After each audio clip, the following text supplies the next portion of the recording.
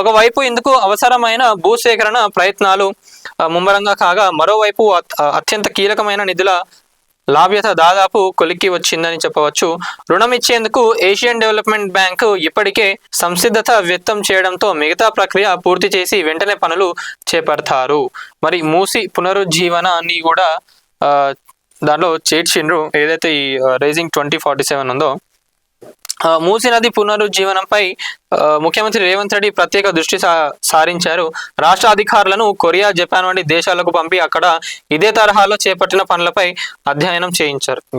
అప్పుడు మూసీ దీని ప్రాజెక్ట్ కన్నా ముందే అధికారులందరినీ కూడా కొరియా, జపాన్ ఆడ పంపించి అసలు ఎట్లా చేస్తున్నారు డెవలప్మెంట్స్, ఆ టైప్ ఆఫ్ కన్స్ట్రక్షన్ కానివ్వండి, ఆ టైప్ ఆఫ్ క్వాలిటీ ఏదైతే ఉందో ఇక్కడ రావాలి అని చెప్పి కూడా వాళ్ళందరినీ తీసుకెళ్లి అప్పుడు చూపించడం జరిగింది. దానికి సంబంధించిన వీడియోలు కూడా మనం చూసినాం.